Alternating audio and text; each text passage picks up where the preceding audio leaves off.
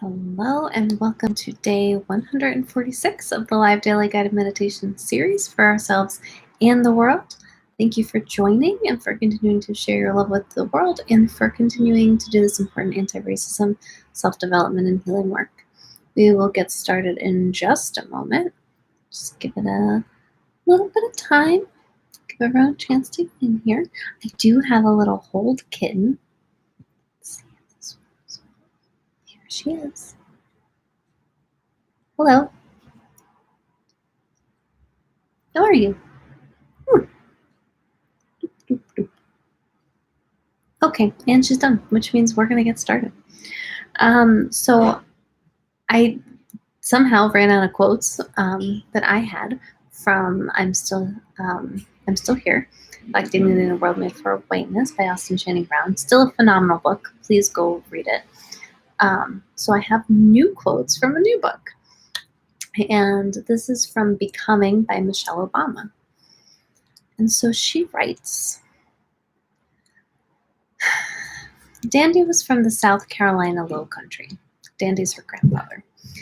Having grown up in the humid seaport of Georgetown, where thousands of slaves once labored on vast plantations, harvesting crops of rice and indigo, and making their owners rich. My grandfather, born in 1912, was the grandson of slaves, the son of a mill worker, the oldest of what would be 10 children in his family. A quick-witted and intelligent kid, he'd been nicknamed the Professor and set his sights early on the idea of someday going to college.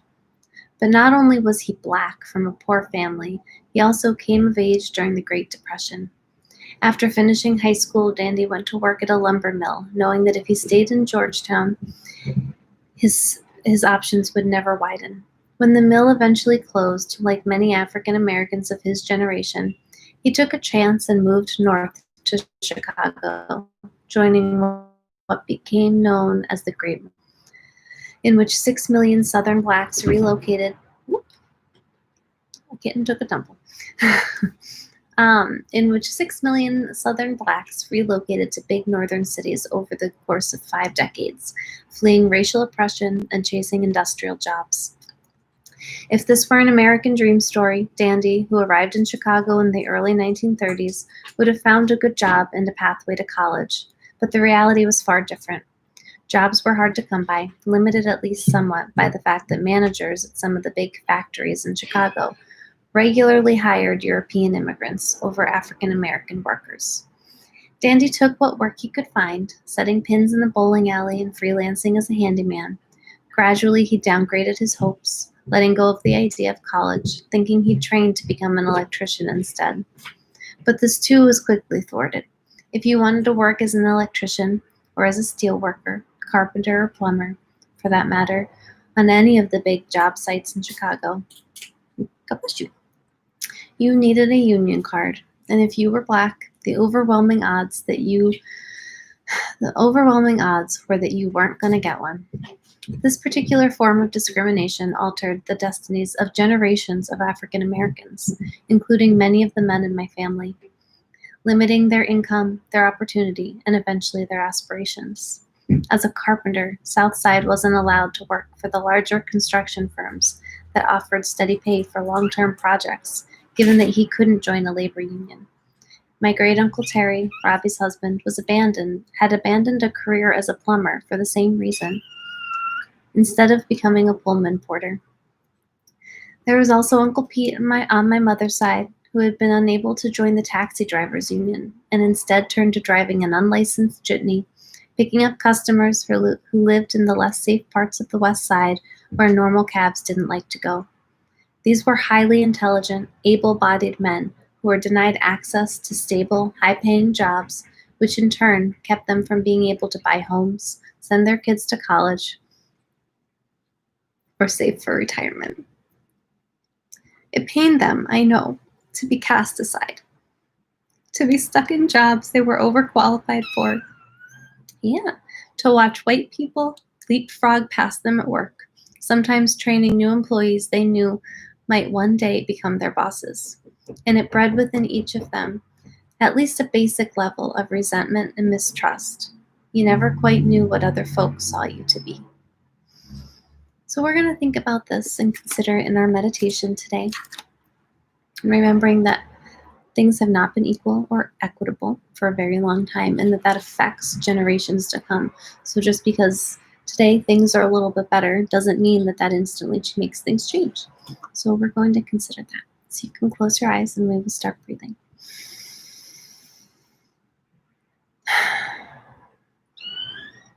What is it, honey? So we're taking long, deep, slow breaths in through our nose, feeling the inflation of our stomach and lungs,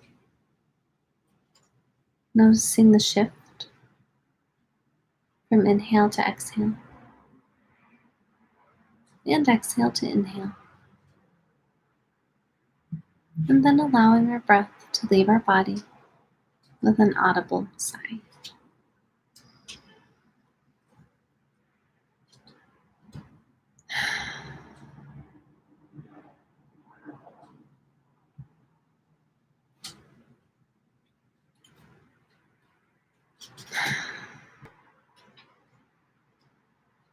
With every audible sigh, allowing your body to relax a little bit more, starting to ground and find your center and find stillness within.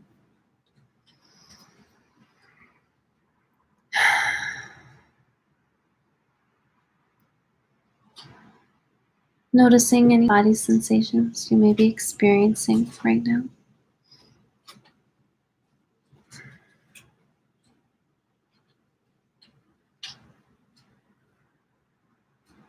Noticing your mood or any emotions you may be feeling.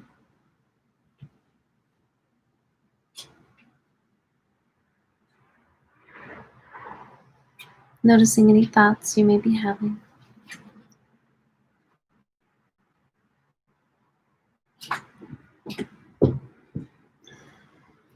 Noticing any sounds you may be hearing or anything else in your experience right now. Just remembering we're not trying to change anything. We don't need a perfect scenario to be able to meditate. Meditation is open to us in any place or time, regardless of what's happening, because we're just bringing our full attention to it.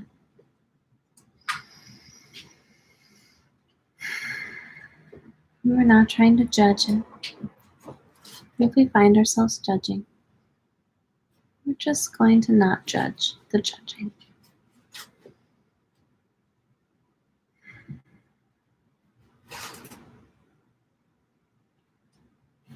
In this place, we're going to consider for a moment how generations of discrimination and oppression and hate can create generations of people who aren't able to save or buy homes or have stable jobs.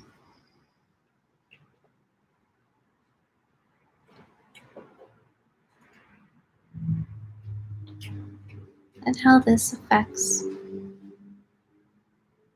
families in many generations, and how this can affect people's self-worth, their safety, and many other things.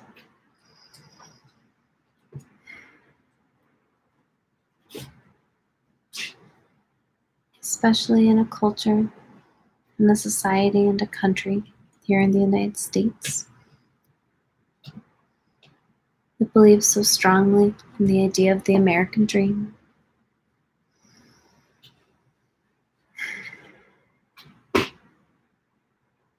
And who puts so much pressure and value on being able to provide for your family.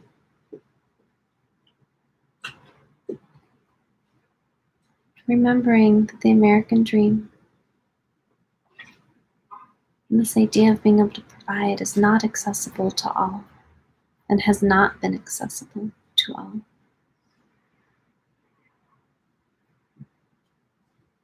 Based merely on the fact of different skin color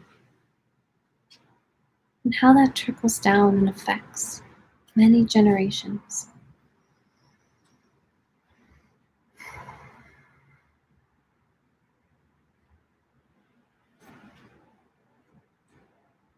And how painful it is that we know how painful it is and how demoralizing it is when others see you as less than or don't value you the way that you know you should be valued. We all experience that to some degree. And so we know how painful and hurtful that can be. So we can start to wrap our brain around part of how it might have felt for people of color, able-bodied, intelligent people to be cast aside. How hurtful and how painful that would be. And how that hurt and pain gets carried down through generations. Because trauma gets carried through generations. And hurt and pain are trauma.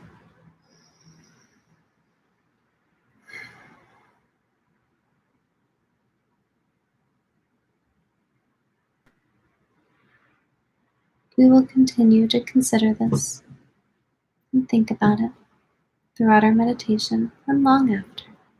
But for now, I'd like you to think about a place that feels really good to you. A place when you think about it, you feel loved and loving, happy and healthy, whole and complete, peaceful and calm, and safe and connected.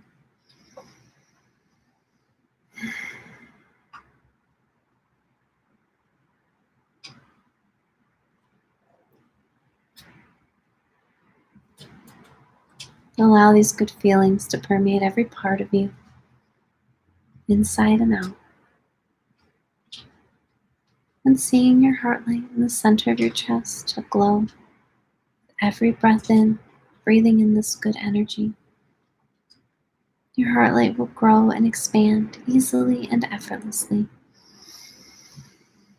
filling the whole of your chest and then the whole of your body, blessing each and every cell in your body with your love and your light, and thanking them for carrying you through your life.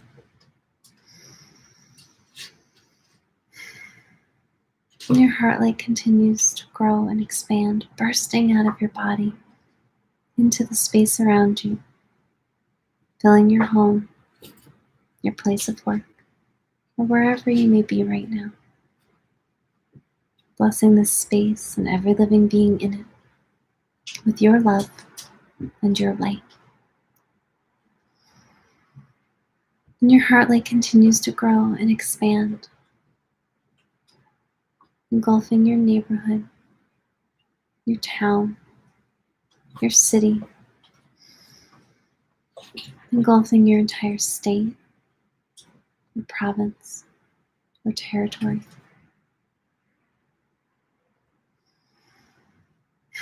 Engulfing your entire country or nation.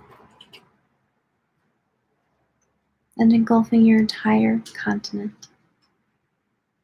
Blessing each and every living being on your continent with your love and your light.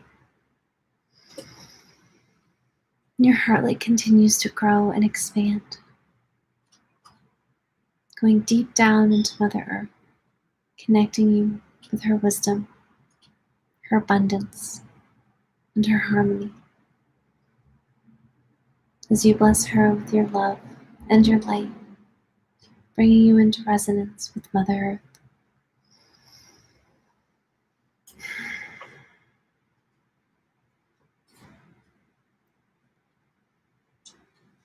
And your heart light continues to grow and expand, easily and effortlessly, engulfing the entire planet in your heart light, in your love.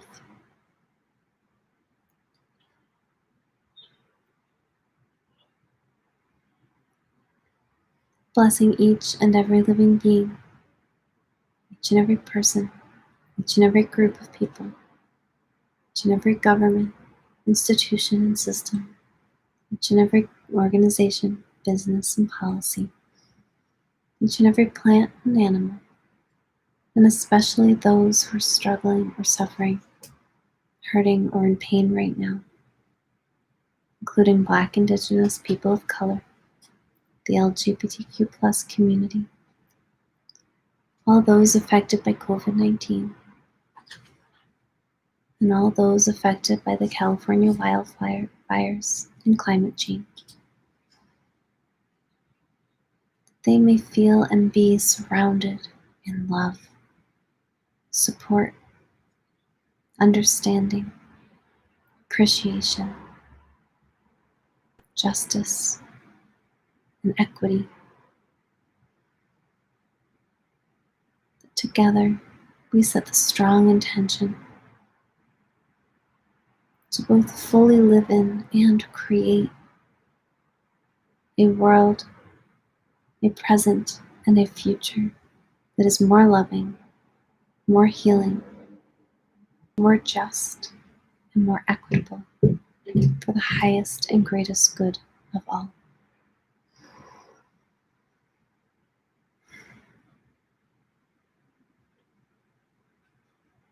And our heart light continues to grow and expand out into every part of space, infinitely expanding, just as the universe is infinitely expanding, just as divine is infinitely expansive, because you are the universe and the divine. You are infinite, and you are love. And in this expanded state of love, we will sit for just a moment longer, using this expanded state, this higher perspective, to consider yet again how discrimination and oppression hurts many generations, how it trickles down the trauma and pain,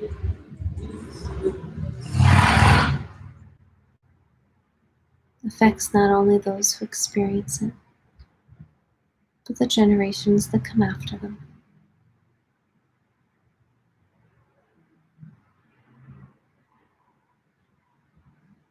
Considering the role discrimination and oppression has in preventing generational wealth,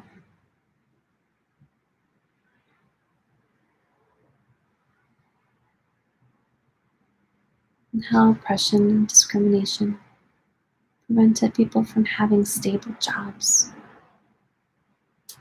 and accumulating wealth and security.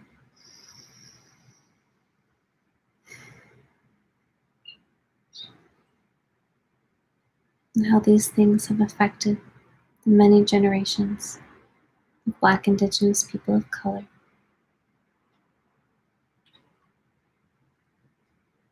and still affect them today. Opening up our understanding of how things are passed down generationally allows us to understand that while it might be history or in the past, it is still present in our present and will continue to be present in the future if we don't take steps to dismantle and eradicate it today. and tomorrow, and the day after that, until it is fully dismantled and eradicated.